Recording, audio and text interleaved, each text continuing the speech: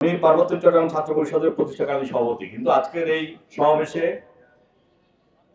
আমার পূর্ণ সংহতি প্রকাশ করার একটাই কারণ, সেটি হচ্ছে আপনারা জানেন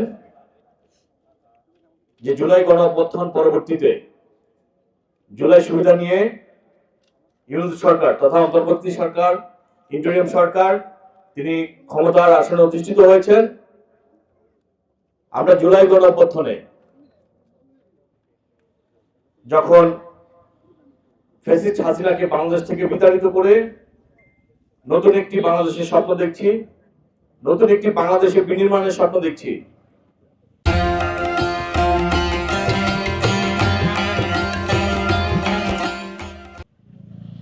আমরা বিশ্বাস করেছি যে ইউনূস সাহেবের নেতৃত্বে আমাদের যে প্রত্যাশিত বাংলাদেশ সেটি আমরা বিনির্মাণ করতে পারবো।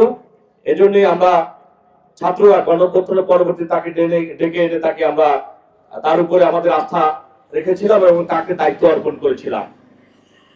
কিন্তু জুলাইয়ের পরবর্তীতে একজন জুলাই যোদ্ধা হিসাবে আজকে অত্যন্ত বরাক্রান্ত মন নিয়ে এবং লজ্জার সহিত বলতে হচ্ছে, জুলাই ব্যর্থ হওয়ার পিছনে যে সকল কারণ রয়েছে তার অন্যতম কারণ হচ্ছে এই ইন্টারিম গভর্নমেন্ট। আমাদের যে জুলাইয়ের প্রত্যাশা ছিল, আশা আকাঙ্ক্ষা ছিল, তা অনেকটাই আজকে ইন্টারিম গভর্নমেন্ট তারা পুরোপুরি ব্যর্থ হয়েছে এবং তারা দেখিয়ে দিয়েছে একটি বিপ্লবকে কিভাবে ধ্বংস করতে হয় সেটি আমরা তাদের মধ্য দিয়ে আমরা দেখতে পেয়েছি, যেটা কিনা অতীব নিন্দনীয় এবং অপ্রত্যাশিত বাংলাদেশ বিনির্মাণের ক্ষেত্রে আজকে আমরা দেখতে পেয়েছি। আমরা হতাশ হয়েছি। আমরা আজকে স্পষ্টভাবে বলতে চাই, মহামান্য ইন্টারিম গভর্নমেন্ট, আপনাকে আমরা দায়িত্ব দিয়েছিলাম দেশের ফ্যাসিবাদী রাষ্ট্রকে কিভাবে জনগণের রাষ্ট্র হিসাবে পরিণত করা যায় সেটিকে গড়ে তোলার জন্য। আপনাকে আমরা কোন বিদেশিদের সাথে চুক্তি করার জন্য আপনাকে আমরা দায়িত্ব দেই নাই, যে চুক্তি কিনা দেশ এবং জনগণের বিপক্ষে যাবে, যে চুক্তি দেশের স্বাধীনতার সার্বভৌমত্বকে প্রশ্নবিদ্ধ করবে, যে চুক্তি দেশের স্বাধীনতার সার্বভৌমত্বকে হুমকির মধ্যে ফেলে দিবে। আপনি কার সাথে আলোচনা করে, কোন রাজনৈতিক দলের সাথে আলোচনা করে, কাদের পরামর্শ নিয়ে, কাদের স্বার্থে আপনি এই চুক্তি করেছেন, আপনি এই চুক্তি করতে যাচ্ছেন? আপনার এমন দেশের স্বাধীনতা সার্বভৌমত্বের সাথে সাংঘর্ষিক চুক্তির আজকে তীব্র নিন্দা এবং প্রতিবাদ জানায়। দেশি বিদেশি পোর্ট অপারেটরদেরকে জাস্ট অপারেটর হিসেবে অ্যাসাইন করতে চায়। অপারেটর হিসেবে স্বচ্ছভাবে উন্মুক্ত দরপত্রের মাধ্যমে সেখানে আমাদের কথা থাকলেও আমরা অত বেশি উদ্বিগ্ন না, কিন্তু সরকার পোর্ট অপারেটর গুলোকে জাস্ট অপারেটর হিসেবে আনতেছে না, তারা আনতেছে কনসেশনিয়ার হিসেবে। কনসেশনের তিনটা সমস্যা তৈরি হবে আমাদের দেশে। এক নাম্বার, আমাদের দেশের অর্থনৈতিক স্বার্থ লঙ্ঘিত হবে। দুই নাম্বার, এটা দীর্ঘমেয়াদী হয়, 20 বছর, 25 বছর, 30 বছর, 50 বছর, 100 বছর পর্যন্ত এই কনসেশন চুক্তি হয়। এইটার কারণে একটা দেশ দেউলিয়া হতে পারে, একটা দেশে দুর্ভিক্ষ হতে পারে, একটা দেশের স্বাধীনতা সার্বভৌমত্ব ভূলণ্ঠিত হতে পারে। আপনারা জানেন শ্রীলঙ্কার যে একটা বন্দর 99 বছরের জন্য চীনের কাছে তারা লিজ দিয়েছিল, আজকে শ্রীলঙ্কা কিন্তু দেউলিয়া হয়ে গেছে।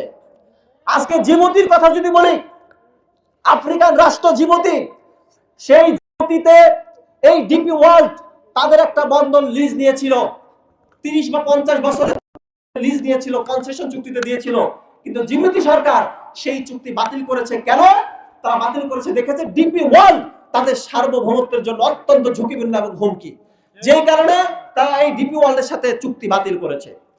শুধু তাই না, সোমালিয়ার বোসাসো বন্দর আফ্রিকান রাষ্ট্র, এইটাও লিজ দিয়েছিল ডিপি ওয়ার্ল্ড। সোমালিল্যান্ডের বারবারা বন্দর, এইটাও লিজ দিয়েছিল। যখন সোমালিয়ার সরকার দেখলো ডিপি ওয়ার্ল্ডের মতো একটা বিতর্কিত প্রতিষ্ঠান ওই সোমালিয়ার সার্বভৌমত্ব নিয়ে খেলছে, সোমালিয়ার মধ্যে অস্থিতিশীল পরিস্থিতি তৈরি করার অপচেষ্টা চালাচ্ছে, তখন কিছুদিন আগে সোমালিয়া ডিপি ওয়ার্ল্ডের সাথে তাদের সমস্ত চুক্তি বাতিল করে দেয়।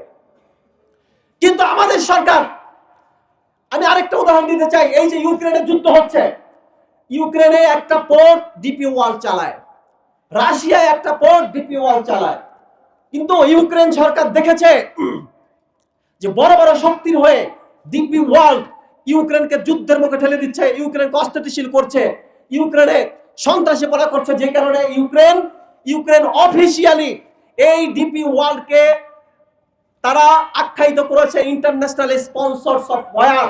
আপনি সার্চ দিবেন যে DP world is the sponsors, international sponsors of war, আন্তর্জাতিক যুদ্ধের পৃষ্ঠপোষক হিসেবে ইউক্রেন ডিপি ওয়ার্ল্ডকে আখ্যায়িত করেছে। তাই যে প্রতিষ্ঠানটা দেশে দেশে যুদ্ধ লাগায়, দেশে দেশে বিচ্ছিন্নতাবাদীদের হাতে অস্ত্র তুলে দেয়, বিভিন্ন দেশের সার্বভৌমত্ব নিয়ে খেলাধুলা করে, এত বিতর্ক থাকার পরেও, অভিযোগ থাকার পরেও সেই আরব আমিরাতের ইসরায়েলের ঘনিষ্ঠ মিত্র, আমেরিকার ঘনিষ্ঠ মিত্র এবং ইন্ডিয়ার $100 বিলিয়ন মিত্র আরব আমিরাতের ডিপি ওয়ার্ল্ডকে আমি আমার বাংলাদেশের চট্টগ্রাম বন্দরের দায়িত্ব কেন ইন্টারিম তাদের হাতে তুলে দিচ্ছে? সরকারকে সেই জবাব দিতে হবে। আজকে যদি ডিপি ওয়ার্ল্ডকে চট্টগ্রাম বন্দরের দায়িত্ব দেওয়া হয়, 10-15 বছরের মধ্যেই পার্বত্য চট্টগ্রাম বাংলাদেশ থেকে বিচ্ছিন্ন হয়ে যেতে পারে। এই ডিপি ওয়ার্ল্ডের মাধ্যমে তারা যেহেতু অস্ত্র পরিবহন করে, এরকম অভিযোগ আছে, ডিপি ওয়ার্ল্ডের মাধ্যমে পার্বত্য চট্টগ্রামের বিচ্ছিন্নতাবাদীদের হাতে অস্ত্র চলে যেতে পারে। এখন শুধু পার্বত্য চট্টগ্রাম নয়, বিদেশি শক্তি পুরো চট্টগ্রাম বিভাগ নিয়ে পরিকল্পনা আছে, পুরো চট্টগ্রাম বিভাগকে তারা বাংলাদেশ থেকে আলাদা করতে চায়। আপনারা দেখেছেন আরাকান আর্মি কয়েকদিন পর পর আমাদের দেশের জেলেদের ধরে নিয়ে যায়, সরকার তাদের বিরুদ্ধে কিছু করে না, তাদের সাথে গোপন সম্পর্ক রাখে। আমরা বলতে চাই ডিপি ওয়ার্ল্ডকে যদি দায়িত্ব দেওয়া হয় চট্টগ্রাম বন্দরের, আমাদের আশঙ্কা এই আরাকান আর্মির হাতেও ডিপি ওয়ার্ল্ডের মাধ্যমে অস্ত্র চলে যেতে পারে।